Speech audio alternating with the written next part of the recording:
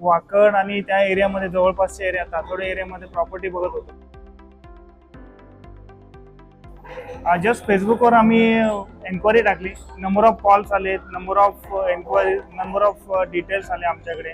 खूप लोकांनी कॉन्टॅक्ट केला, पण एवढं मेसअप झालं की त्याच्यामध्ये आम्हाला फाइंड आउट करायचं कुठलं कोणावर विश्वास ठेवायचा, कोणावर नाही ठेवायचा, ह्या सगळ्या गोष्टी होत्या. मीन व्हाईल आमचा हाऊजीबद्दल आम्हाला माहीत झालं. जस्ट एक लॉग इन केलं आणि इमिजिएटली मला कॉल आला आणि त्यांचं एवढं ट्रान्सपरंट होतं ह्या सगळ्या गोष्टी की सर तुमचं बजेट काय आहे, हे जे क्वेश्चनर त्यांच्याकडे होते त्यानुसार त्यांनी आम्हाला प्रॉपर्टी सजेस्ट केलं आणि विथिन एक 3-4 दिवस आम्ही फिरलो त्यांच्याबरोबर. सगळ्या प्रकारचा सपोर्ट, म्हणजे सर तुमच्या वेळेनुसार वेळेची फ्लेक्झिबिलिटी त्यांच्याकडे होती. प्रॉपर्टीचे खूप सारे ऑप्शन्स त्यांच्याकडे होते, एरियानुसार ऑप्शन्स होते आणि कुठलाही रश नव्हता. सर तुम्ही इथंच फायनल करा तिथं, असं कुठलंही बर्डन त्यांनी आमच्यावर ठेवलं नाही.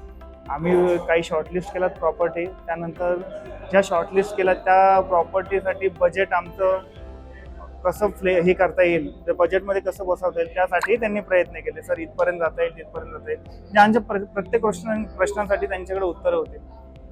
आणि बाकी पुढे मॅडम सांगते. नाही, आम्हाला म्हणजे साईट व्हिजिटला पण काही प्रॉब्लेम आला नाही.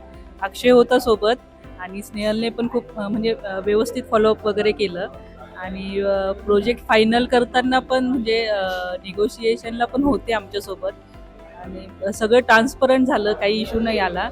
आणि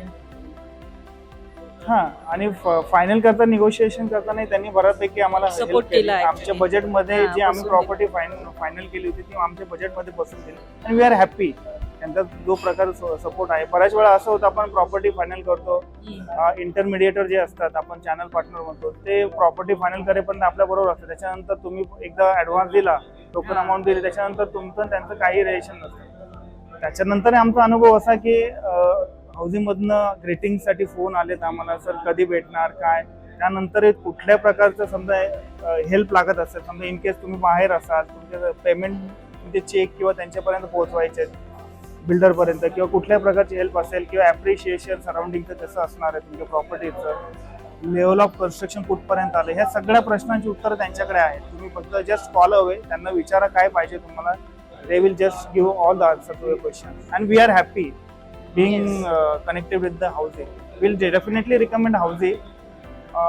Whoever our friend circle want to buy any property, housing is the best.